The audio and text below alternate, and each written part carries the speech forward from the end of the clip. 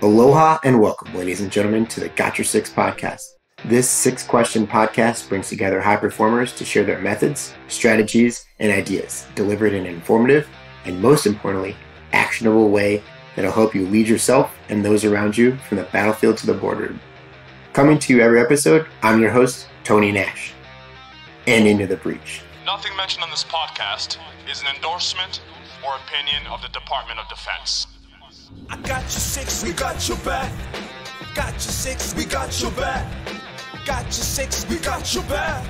I got your six.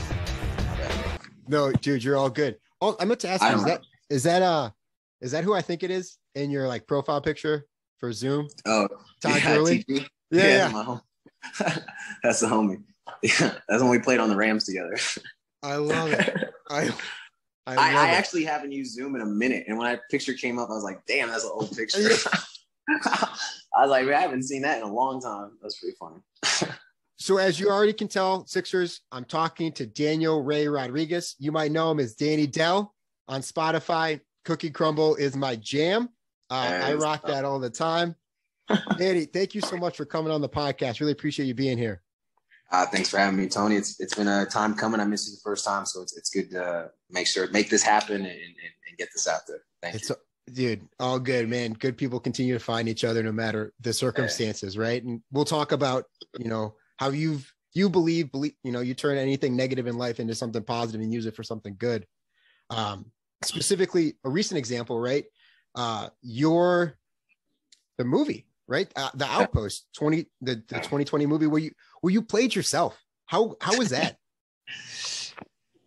It's kind of crazy. I mean, yeah. So it backtracks because I have always wanted to act. Acting, I love movies. My father was a big movie head. I used to watch. I remember going to Blockbuster, like the Family Video, and like renting like 3 or 4 at a time, and like you got to rewind it before you return it type thing. So movies has always been something I've wanted. And after the military, after the battle took place, I was reached out to by the director and Jake Tapper, who wrote the book, The Outpost. And they're like, hey, would you mind trying to, be of guidance to this or whatnot? And they were in LA. I was living in California, and I rode my bike to the interview. And I did push-ups, worked out beforehand, and got there into Manhattan Beach, and the conversation was going well. And I just asked the guy, I was like, who do you all have playing me? And the guy was like, oh, well, we haven't casted for you yet. We don't know if it's going to be a major role, like maybe just some radio talk. And I was like, well, I'm auditioning out here in California. I'd like to get my foot in the door. And if there's an opportunity to add authenticity to this film, I'll pay for myself to get to Bulgaria. I'll be on set. I'll volunteer. I'll contribute. I just want to be a part of the process. And so I planted that seed. And like 4 days later, the I don't know what you call them, the people who fund the movie, essentially, the director, the funders, they signed off. Yeah, the producers, they signed off on it because it's like multi-million-dollar movie. Orlando Bloom, Scott Eastwood, Caleb Landry Jones just won like Best Actor at Cannes. So it's a pretty star-studded cast. Taylor Johnson. I mean, there's a lot of young and up-and-coming actors. So for them to be like, okay, we'll rewrite the script and throw you in there and fly you out there is kind of a never happened type thing, and play yourself for that matter. But I got on set. Rod Lurie, the director, I absolutely crushed my first scene. And every day they would send me an update with an updated script on the movie. They rewrote the script as I was there. I filmed for the entire duration. And that's kind of how the process came about, me playing myself in what ended up being the #1 stream movie in 2020 during the pandemic, which is pretty cool. So pretty wild. I was going to say wild is definitely the word I would use to describe that whole chain of event, because literally the Battle of Kamdesh set the trajectory for where your life is now. Oh, 100%, 100%. I mean, in more ways than not, I joined the military to get an SF contract and go through Ranger School. And I was supposed to go back after that deployment and re-enlist to go to SF or all that.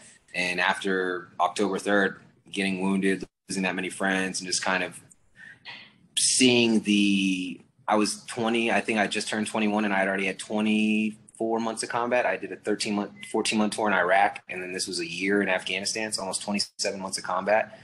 And my initial enlistment was only 48 months. So I did more time in theater than I did in garrison when I got out of the Army. And I was stop loss in January. So I had a lot of just in the 2009 timeframe, during the surge, Bush administration, there was a lot of just I think a lot of weight on the soldiers then. Yeah. And you know, I was in the thick of it. So my trajectory, like you said, changed drastically because I was reevaluating my 20s. I was like, dude, do I want to come back over here for the next? And if I would have stayed in, potentially I could have been over there 10 more times, right? So like, yeah, it was definitely a crazy scenario. Opened my eyes, reevaluated my life, got out, and I wanted to get my education. So after that, you know, I went to pursue football. I was like, you know, I think I can go play sports again. I've got my youth, my GI Bill to pay for it, and I've always wanted to play. So it was like, all right, time to check off the next box. and you know, because we usually cover the 6 questions, and we're gonna kind of continue to cover them in this episode. That's fine. We're gonna get to them, but not only was pursuing football like something that was on your list, you had made a promise to somebody. Yeah, about doing that. Absolutely. It was, and that kind of backtracks again. I would have to shout out my dad again.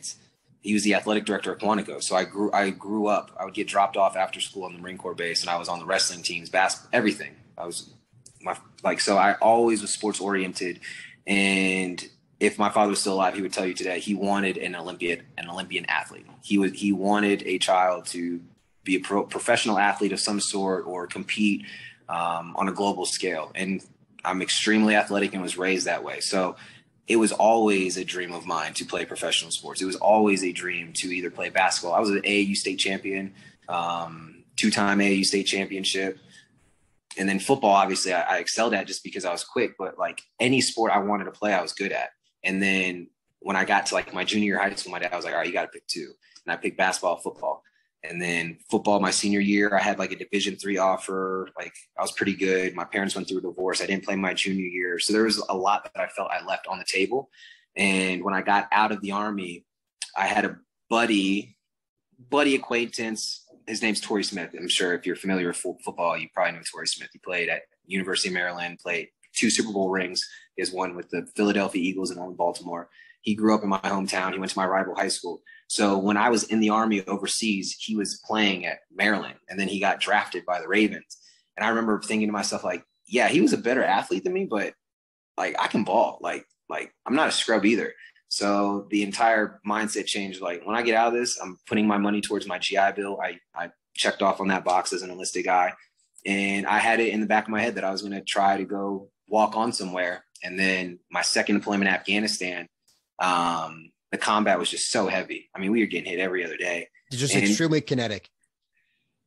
Bro, half the firefights I was in was in flip-flops, bro. Like, I would not even bullshit you. I was hanging rounds in flip-flops and PT shorts, like steady.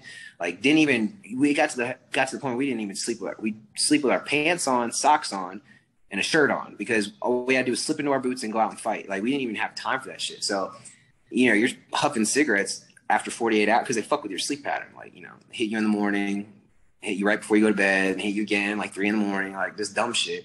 You're just sitting there like thinking of everything you had, you know, the girls you didn't hook up with, or the shots you didn't take type thing. And mine was always like just remembering, because you have to remember 6 months before these this is Afghanistan, but like prior to me being in Iraq, this was very similar. But I'd be in Iraq or whatever, and I'd be thinking of like my last football game in high school, and like crying in the locker room with all my friends, like thinking that was the last game ever.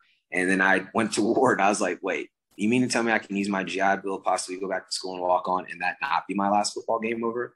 Okay, I'm going to do that. And so that was my light at the end of the tunnel. It's like, I got to get the fuck out of this combat zone. Well, I wasn't thinking that. I was like just trying to survive. But in the back is, if I get out, when I get out, I'm going to play football. And I ended up promising a friend, dude, like, and I don't even make promises. I do. Go ahead. I was going to say Kevin Thompson. Kevin Thompson. Yeah, man. It's my boy. I do make promises, but a lot of times I make them to myself. Right? Like I'm telling myself I'm going at it. It's very rare when I have to have somebody else hold me accountable. Like, I'm telling you, I'm promising you to do this, and it's going to be done. Right. But yeah, that was just one of his personality was such an encouragement. And like, even in a time of war, like he was just such a beacon of energy. Like, you would bounce an idea off of him, and it was like the greatest thing in the world. Right. Like, you know, some people would just throw yourself in a scenario. If a 22-year-old guy or a 20-year-old guy in the middle of Afghanistan smoking a cigarette is saying, hey, man, if I survive this war, I'm going to go walk on and try to play college football. Okay, I don't know everybody out there, but I would venture to say most people would laugh or say, bullshit, or keep dreaming. But when you told a guy like Kevin, it was just like the world was so simple, and like it's hard. It's just, God damn, I miss him. But yeah, he's like, I told him, he's like, bro, that'd be sick. It was just like this, bro, that'd be so dope if you survived this and then went and play. It was just like, oh shit, like, you have that reassurance of somebody's in your corner. And I guess that's what a battle buddy is. Hey. Yeah. So yeah, man, I was like, yeah, bro, I promise you. He's like, no, promise me, bro. I was like, all right, bro, I promise you, dog. And yeah, like 2 weeks later, more or less in that time frame. It's blurred, but it was shortly after. October 3rd happened, and he was killed. So yeah, I held on to that, and there were a lot of low times out of the military as well when I first got out, like before, because I got out October 10th, 2011, almost a year after the battle. Like to date, I had to do like 90 days stabilization, sold like 60 days leave, some shit. And I had to wait until January until I could enroll in classes because I had missed the window of opportunity. And from October, November, December, those 3 months, man, almost started a few pistols. Like it was a very, very hard adjustment to go back to your hometown, back into my bed, that thing I was telling you today, or that video, the speech I did was, people are calling you a hero and trying to bring you McDonald's and shit, like just little shit where you're just like, bro, get away from me right now. Like I don't know what the fuck is going on. Like I'm trying to buy a dog because I hear a dog is, a comfort thing, which saved my life. Dog really saved my life. My dog Valor or passed. But yeah, like just little things that I had to figure out with my own life and adjust before like the promise set in. I was like, okay, I made this. I got to go do this. I got to go live right for my friends. Like the Taliban wins if I off myself over here. Like, fuck them. Like the fight's not over. The mission's not over. So I got to keep going. And it was kind of in that timeline, that mindset of post-war, having the opportunity of school, having the promise made, and then kind of seeing my life around me, where I was at and what I wanted to do. And, and it's like, it's now or never type shit. So I went for it, put together a video, spent my last penny on a recruitment video that ended up going viral. It was crazy. I remember going to sleep and I would turn my phone off. This is like when you could turn phones off pretty easily, like the old phones, and and I turned it back on, like some LG flip or some shit, and I had like 80 some voice messages. I remember it was like 80 some voice messages. This is before like digital shit. So right, people don't even check voicemails anymore. Right? Yeah, like today. Yeah, and I'm like going through, and it's like people from all over the world, like all of the states, just leaving me voicemail. I'm like, what is going on? Like, I just want you to know I saw your video, and I'm like, how? And then I was like, oh my gosh. And I like go to YouTube, and this video like overnight was like at 100,000+. By the end of the week, it was at 1 million type thing. And yeah, I put my personal phone, my personal email, my personal home address, because I thought only college coach. I didn't know how YouTube worked. I thought only college coaches were going to pass it around and contact me. And nope. Fox, CBS, CNN. So that's kind of how the ball rolled. It was like, my buddy made this pretty cinematic tale. I mean, it's the truth, but he was just like, bro, you got to let these coaches know that you haven't just been sitting on your ass for 4 years. You've been fighting like you have 2 deployments. Like you're coming back trying to use your GI Bill. He's like, you need to tell them this. So like I did my workout in this video, and then my buddy, like I had like 17 hours. I had like hours of combat footage, hours, just push record and go fight. And so my buddy like went through all of it and chopped it up and made like this 5-minute recruitment video that was what ended up, people passing around. Coach Sweeney at Clemson, one of our main funders of the university, emailed it to Coach Sweeney. And he'll tell you the story where he's like, there's not many emails I open, but I got to open them from these. He's like, I got to open it from the people who pay me. And so it's like, one of his superiors emailed him this video that he saw, and within 5 minutes of him watching it, he called me. And that's kind of how, all this started piecing together, and that dream came to fruition, right? Like it was just something and I got to reiterate, man, I'm a call man. He might never see this, but if he does, Kendall Brooks, I went to high school with him. Loved the kid. We went from middle school, and I remember being in the gym, like after deployment, working out, and him just saying, man, you think you're going to play at Virginia Tech? You get absolutely crushed. Like, you will get absolutely crushed. And I just remember, and I was just in the back of my head every day working out, like, all right, fuck you, motherfucker. How it is. Like, just keep going, man. Just keep going. Like, ain't nobody can tell me nothing right now. So, yeah, dude, that was a pretty good time, man. Pretty wild ride. And, yeah, it was fun. I played 37 consecutive games at Clemson, and then I was undrafted to the Rams briefly for 4 preseason games. I got a concussion against Kansas City, and I would put the concussion in the same abstract category as October 3rd, because as soon as I had a head injury of that regard and like don't remember getting off the field, and I'd been blown up a few times and I had been woozy, but I had not blacked out, came to, and had absolutely no idea what day it was. Like that shit through. And I'm like, this is a sport. Like, so my entire mentality changed on sports. And it was like, okay, I had an opportunity to play in Finland for a European team. I went and tried out for LA Galaxy and scored a goal in 3. I hadn't played soccer in 14 years. I forgot to bring shin guards to the tryouts. And in 3 games, I had 2 assists and a goal. And I had a Division II Swedish team offer me to come and try out for a Swedish team. So, but all that to say, the concussion, I didn't have a love or desire to chase sports anymore. Like, I looked at it as like, okay, my competitive nature has been rocksome. And now all I keep thinking is, if it's not my head, it's going to be a knee. If it's not my knee, it's going to be an ankle. If it's not my ankle, it's going to be something else.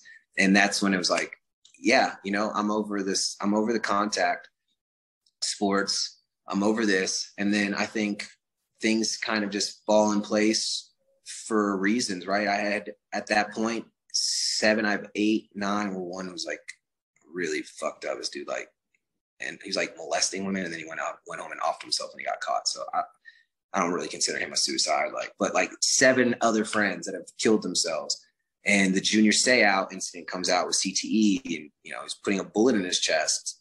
And I'm sitting here like suffering from a concussion, blown up who knows how many times overseas. We got Purple Heart shrapnel still in me. And I'm saying, I'm just going to keep out here ramming my head and potentially off myself down that road, like 15 years. So like my perspective of holistic medication, the post-traumatic stress, traumatic brain injuries, the holistic approach to MDMA and mushrooms, as opposed to every opioid that my friends just overdosed on, or, you know, the pistol that they blew their brains out with. I was like, all right, I need a change, right? And then in that time, the Rams moved to California. So I was a part of kind of the transition out of St. Louis to LA, pursuing acting, music, on the speaker circuit. And California is a different world. I think California kind of gives you it's wild. It's La La Land for sure. But there's a lot of entrepreneurship, startups, and it's just a green friendly community across the board, whether it be medical marijuana for PTSD,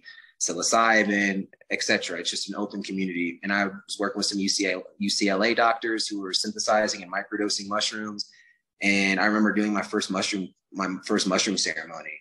And I was just like in tears and like just felt such a relief. And I was like, whoa, this is real. And then that's when my advocacy started for the hemp and for concussion protocols. I was helping activate CBD into the NBA, into the NHL. I did advocacy work. I was with the New York Knicks and Rangers 2 years ago at Madison Square Garden trying to pitch them CBD for concussion protocols in the NHL.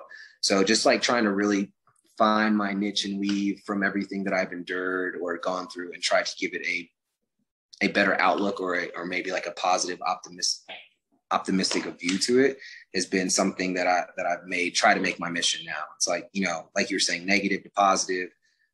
What can I be of instrument or implementation to people who may have been down the same road as me? Like, how can I be the guinea pig in a professional, incredible way so that generations after me, they can kind of like point to me or me and I've got friends who do too, but like point to the other option that might exist for them or other approach. And I think that's what the veteran community has been lacking. I think there's a wave of it coming now, which I fear because we're capitalism at our core of Americans. So are we really valuing the efficacy of trying to help, or are we trying to make a quick dollar? And that's another story. But yeah, no, it's been a very unique road these last years, man. And I'm grateful to be alive, and I've tried to do what I can with what I can and make the most of it and stay true to myself and make music. It's been a lifelong dream. Film movies. I'm actively auditioning. I got a guy named Scott Swazniak who represents me, who's amazing.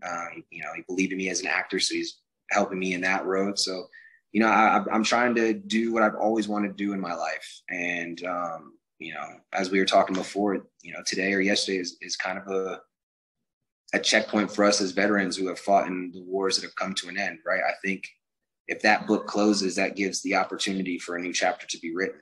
And that's kind of where my mind's at right now is I can't change the letters or the chapters in the book that's just been closed. I can't go back and redo that. I can't. There is no going back.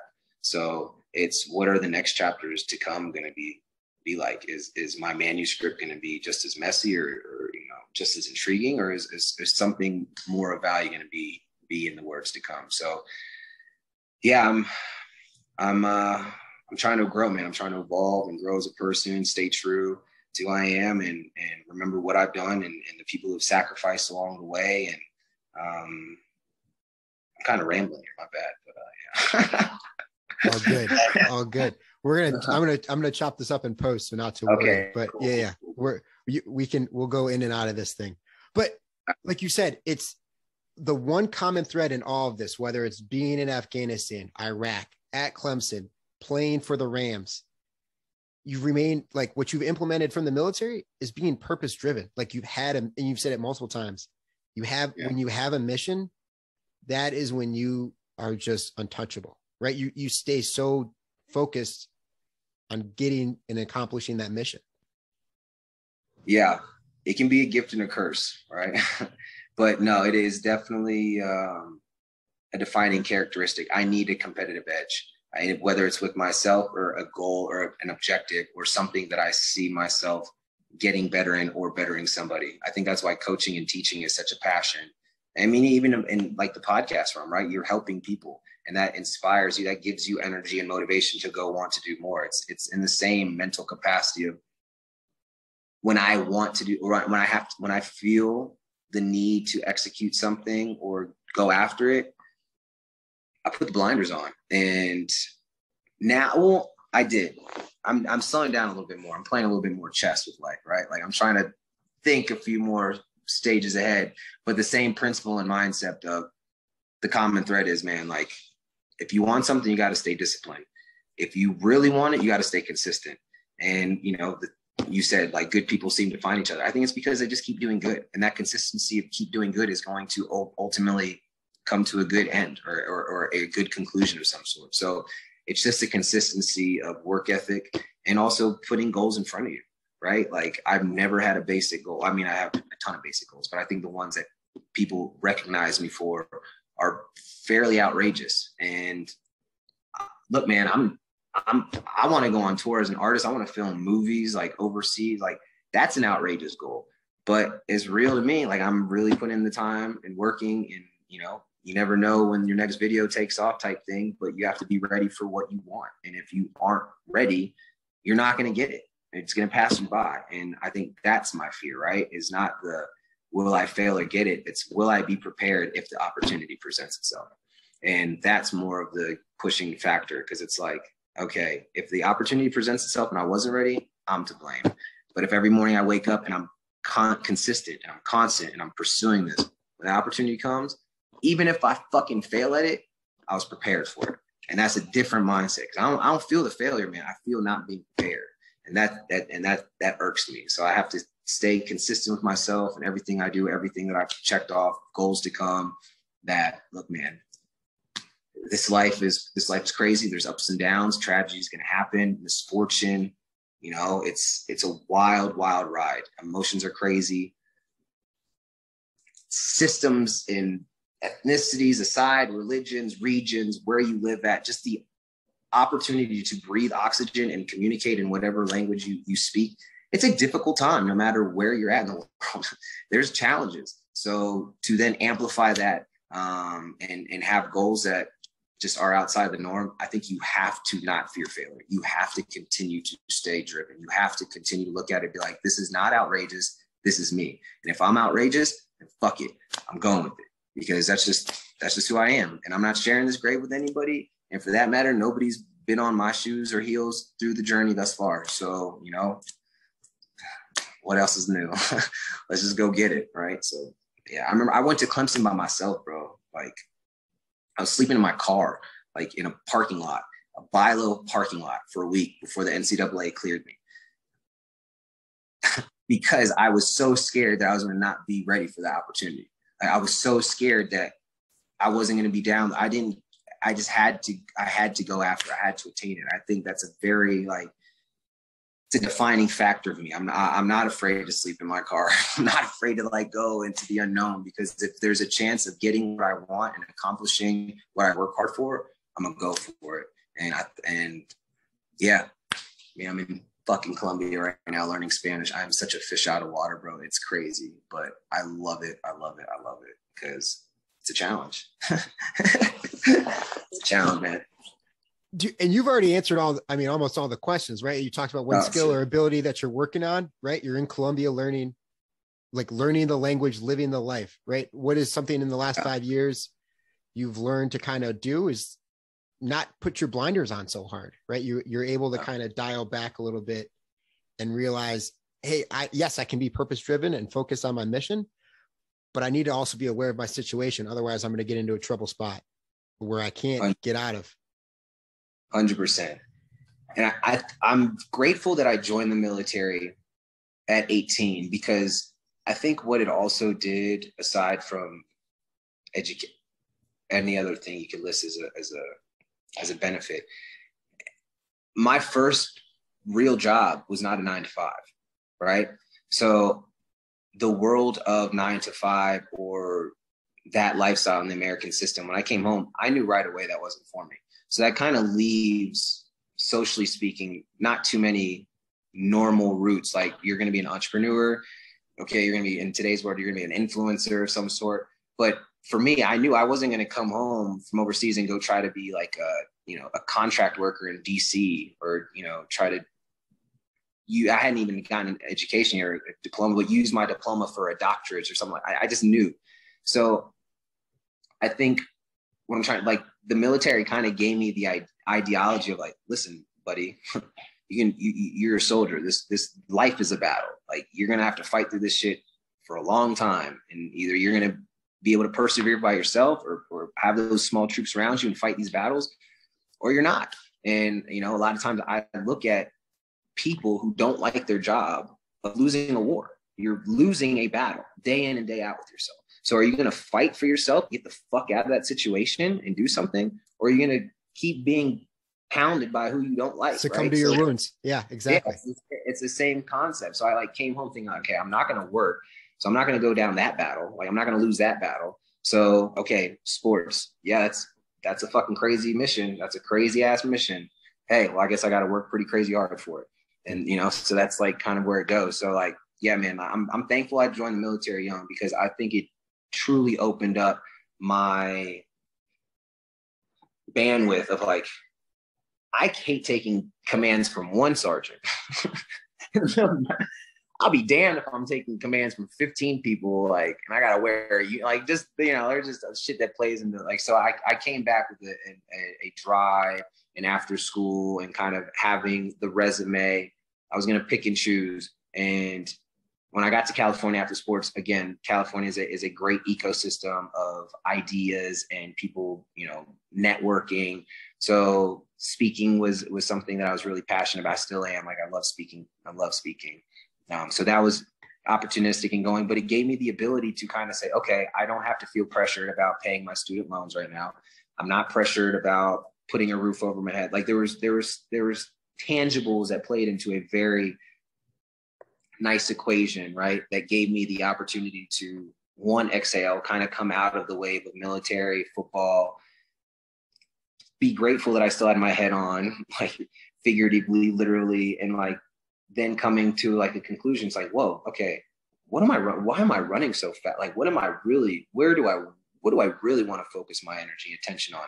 what have I not checked off yet? And then that's when it's like, okay, I've given myself the ability to stay true to who I am. Now you got to go do it, right? Because it's one thing to tell yourself, or yes, I am this way, I want to do this, but it's another thing to execute and act on it. And I think I set myself up young and gave myself the ability to know you can make it in this world, right? Like the States, or maybe, I hope not, but the States or whatever you endure is never going to be like October 3rd. Like, hopefully not, like, unless Armageddon or some shit happens. But like being under fire, I've been in probably 100 plus firefights. And I keep that in the back of my head, bro. Like, yeah, out here in the States, it used to freak me out because I'd hear gunshots in LA, Nashville. Like, you hear gunshots and you have that sense about you, right? And that's what I've kept. It's like, okay, if this is as worse as it's going to get, and I need to make the rest of my life the best situation possible. And that's what I've really tried to focus on, is like, you know, to you saying make a negative out of positive. It's easy to make positives, bro, when your negatives have seen like 8 friends killed around you and everything you own is on fire and you're literally bleeding out of every body part and you have gun runs and 810s dropping 2,000-pound bombs within a football field of yourself. You start looking at life after that a little bit differently, just a little bit. And like, I never try to brag about my military service or compare what I've done to anybody else's, but I went through some fucking shit in Afghanistan. It really, really changed my life. Like, I came out of those mountaintops feeling like, why the fuck was I at the bottom of 3 mountains? What dumbass strategically put my ass there? And like, and then there was a domino effect of where the trajectory of my life was heading, or what I was doing, what I was serving for, who I was taking command, all that started going into play. And then you come back, and some I have a lot of friends that don't have this mentality, that, you know, I'm not throwing shots at anybody, but I'm a disabled vet. But I know people who just claim shit to get their stipend so they don't have to work as hard for the rest of their life. That wasn't my avenue. I wasn't surviving that to try to be cush and go back to my same hometown and live off that same story for the rest of my fucking life. That shit wasn't going to happen. So it was coming back with a sense of urgency of like, these motherfuckers just killed my best friend. They just killed a lot of my friends. Now I got to come back and try to act like everything's okay, or not try to act, but be in a world where once a year we have a Memorial Day to recognize it, where every day in my heart, every day in my mind, I got to live with that shit. Every day I wake up and I have the pressures of like, why am I still alive? Right. So I had to get through that curtain and that veil and that weight, to really like have a piece about me that, look, man, like shit happens to everybody, right? Like, you can't help where you're born. You can't help that you went through this stuff, but you can help yourself. You can help yourself do something different. You can help those around you. You can help your attitude. You can help your perspective. You can help your mom. You know what? I can help my sister. And there's just little things of, you start giving back to yourself, a little bit around you, the people who care about, believe you, and you start, for me, I was starting to grow again. And yeah, it's been an interesting time for me to kind of like talk about it and say how I've gotten where I've gotten, or what I do. But at the end of the day, man, it's a drive, it's a belief in self, and fuck the Taliban, bro. Like, I can't let them win. So I cannot let they're winning over there right now. I'm saying it, they're winning over there, but they ain't winning on my turf yet. They haven't won in my world. So I'm still fighting a personal battle against them. And so long as that name exists, I got shit to do. I got shit to do. You're right. It's the battle. The battle might be claiming for, you know, someone else, but the war is far from over. And I respect that 100%. And like I said, I mean, you went through like, so I usually ask, like, the question is like, what is your greatest influence? And sports has literally been the greatest influence on your life, not only from your father wanting you to be an Olympic athlete, but to then go on, not only to play at the D1 level in football, but then to go undrafted to the Rams. Right. So that was one of the questions. What else did you already answer? How are you better than yesterday? Like Daniel Del Rey, how are you better than yesterday? I am going to show up prepared, because I never know when I'm going to get called to perform, whatever that performance may be. I'm going to show up every day for myself, because you bet your sweet ass, if you call my name, I'm coming 100% with everything I got. Absolutely. And then then, what is your greatest failure? What failure has led to your greatest success? I would say the events of October 3rd, right? It continues to not define who you are, but it really was such a crucible moment on the 3rd that allowed you to then just go all in on Daniel, right? And live for those that aren't with us today. Yeah. No, that's a very sound. It's nice to hear it from a different tone, because it's very true. Like, yeah, I mean, it is those were thoughts going through my head. I was like, okay, this uniform is on. I've sworn, like, all this in this package, but it's like, was this for me? Like, was this for me? Right. And, and no, it wasn't. If I break down, it was for my battle buddies. It was for whatever the mission might've been, liberating schools of girls and helping eradicate Taliban from I had fought an evil that I believe is evil in this world. And there was a purpose behind that, but that purpose wasn't my purpose. It wasn't like what I woke up that I wanted to do and believe and create. And I think this is where the privilege comes into being American or being born in our country and raised, because we have the belief system that sports is an opportunity, right? We have the outlet and the sanity to say, you know what, maybe I want to be a synchronized swimmer in Alaska. Go do it, right? Like, so there's places in this world that's not even a thought. Like, you can't have that. So I think, yes, going over there and having that worst fail set me up for my success. I'm also very grateful to have the platform of the States and an ecosystem of a country that glorifies and romanticizes what I loved as a person. So I was able to come back and dedicate my life to something that most people, the majority of our community or our civilization, is cracking a beer open to every Sunday, right? So it's like I was really coming back home with the blinders on. I'm not settling for this bullshit over here. This is what I want. I'm an athlete. I'm going for it to survive this shit. Like, let's go for it. So, like, yeah, there's a lot of plays that go into it, man. But yeah, dude, it's just, I forgot, bro. My bad. I got a lot of emotions going through right now, dog. And I appreciate you showing up as as Danny and sharing that with us, because you're not the only one, man. Right? Yeah. Like, not only are you not the only one, but I hear you, because I see a lot of that resonates with me and a lot of our audience, and just humanity in general is kind of in a large question mark right now of how do we proceed forward? And it's like you said, purpose driven, living, being able to live where we live, do what we do, and continue to show up every day, because you never know when you got to perform. Right. And you haven't put in all this work to show up and be flat. Right. Yeah, that's true. I think that is a discontent I have with some things with the States. It is a great life, and people just wake up in the morning. They don't show up, right? They just wake up. And I wish more people showed up. They showed up. They embraced the day. They were going after something they wanted, not just a routine or a habitual pattern. And so that's what I'm trying to do. I'm trying to keep my life fresh in a sense. I'm trying to keep the challenges constant and also rewarding, and to have meaning. Spanish. Yes, there's mi nombre es Daniel Rey Rodriguez, and I failed Spanish too. I used to be proud to say, bro, I do not speak Spanish. I'm 3rd generation American. My father's a veteran. Both my grandparents were born in Texas, New Mexico. I'm American. Quit making me check a fucking ethnicity box. I'm tired of putting Hispanic. I'm American. And all of a sudden, I'm like, what the fuck was that? Like, I want a connection with my roots. I want to go, like, you just have so I've finally been able to, like, I think come to a point of existence, or coming down here to learn, is because I want to be on the international speaking circuit.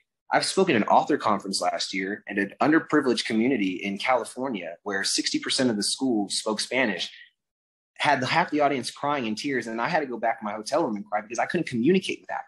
I couldn't talk to them.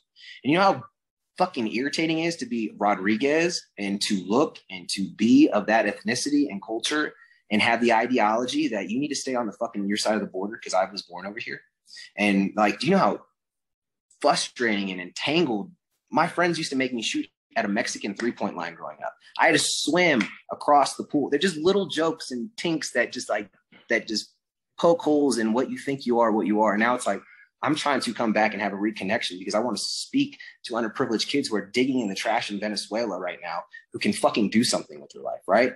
That's the purpose. I want to go film international movies. I want to be a credible actor on the circuit across the board. There's an objective for me coming down here, right? In the States, I was just waking up. I wasn't showing up. And that shit was getting old. I had to wake up again, right? I had to wake up and show up and get another goal. So coming down here was to shift a lot of things to better myself as a person, a speaker, an actor, but it's also opened me up to, or opened up my eyes, my beliefs on who I am and what I've come from and what my lineage is and what I should be proud of and what I uphold and what connections I want to make in this world and legacies I want to leave. So yeah, man, I'm trying to show up, bro. I'm done waking up. I'm fucking showing up. And here's what I know, Danny. I go to Vegas, right, to enjoy the shows and like experience the people. I'm not really a betting guy. I don't have FanDuel or anything like that. I'm going to wager all in that you're going to do all those things and so much more. I know it. I feel it. I believe it. And if anybody says it's differently, I already have a list created in my head to argue the opposite way. And I need to apologize to you because my beatboxing game isn't where I want it to be. Because I do want you to kind of, hit us with a quick, hit us with a little something, Danny. I'm writing this. It goes into, it's the song I was telling you about. Yeah. I'm writing right now. It's a little bars fresh, but it's pertains and it's, the conflict. It's called Don't Thank Me for My Service. I think it's be a little controversial, but in a good way, right? It's spoken from my heart. And I think I'll share with you. So it's like, it's simple, but yeah, it's been writing it now that the war, this conflict is, I've started it probably a month and a half ago, 2 months ago. And I think it's just kind of a good timing. So it goes, I'll tell you the second verse. It goes, it must be the discrepancy, this inner vet in me. Were your freedoms really out your bet? Were they in jeopardy? So that's kind of like the context of like, keep thanking me for my service. So 19 and unsure with a new M4. And a foreign of domestics, what they made me swore. 19 and unsure with the new M4. And a foreign of domestics, what they made me swore. But when the bird touched down and the sands around, you realize, oh Lord, this ain't Virginia shores. And now I'm kicking indoors for them daily chores. First of my tours in the nation's war. Fuck. Damn, bro. No, that's good. That's good. No more. We don't want any more spoilers. No more. No more. Damn, bro. All right, no mas. You want one more? Is that good? If you want to give us one more. Okay. This is this one kind of goes back to what we were talking about too, right? Like, do what you want. I'm trying to rock them because life comes in them stages. Circumvent the minimum wages in these cubicle cages. I was born to make these hits, not sit on modern day slave ships. But the irony is I grew up off of that Jefferson Davis. I know my thinking's outlandish and my dreams are outrageous. But sometimes that's what it takes to separate us the bravest and resonate with the greatest. Become a wonder that's ageless and I'm unsure of what my fate is, but won't let hatred negate it. My heart been bleeding out, girl, Leona Lewis frustrated. So convoluted and jaded, that's why the truth never made it. Maybe I'm trying to evade it. I'm afraid but not naked. Or this TBI is displacing in my memories, wasting. I'm making more notes of self, but in my diary pages, I'm waking up facing down L's bigger than Kyrie Sages. And I know deep in this well, there's still a hell and it rages. This infidel, he can compel, but don't go selling his praises. Danny Del Rey, ladies and gentlemen. Danny, people want to reach out. Thank you so much for sharing your story. Where are they going to reach out to you? Give us your handles, give us everything. Danny Del Rey on Instagram, Danny Del Rey, DANNY Del Rey. It's Spotify, Apple Music. My Twitter is, if you just search Daniel Rodriguez, it pops up. It's from college, so it's got 83 in there for my college number. But I'm pretty reachable, man. I had a bigger platform. I deleted all my shit like 2 years ago. So a lot of people that, I had like 60-some thousand on Facebook back, like, I'm no longer on Facebook. So just Instagram, Twitter, pretty mellow. I'm really trying to focus on music right now and movies. So I'm slowly coming out, putting out content to let people know that this is where I'm at. This is what I'm doing. But yeah, man, you can shoot me an email message. I think my stuff's not on private. I'm pretty easy to get a hold of, and my inbox isn't as cluttered as some people might think. So yeah, man, please reach out. I love getting messages from people who listen to my music or have read my book, and just different veteran communities that, or anybody, not have to be veteran community, just anybody who like can relate, bro. That's humanity. So feel free, reach out to me. I'm always down to meet new people and have a new fan for the music and the book. So appreciate it. And the book is Rise, a Soldier, a Dream, and a Promise Kept. Absolutely. And possibly more things coming with the book. I'm going to say it now. I can't say too much, but possibly some more things coming with the book. We'll see. Only the freshest. We're coming straight from the source. Be ready. If you haven't heard of Danny Del Rey yet, you will. He's going to be everywhere. I already put my money on him. Let's go. Danny, thank you so much for being on the podcast. And of course, thank you for having our 6. I appreciate you, Tony. Thanks for having me, buddy.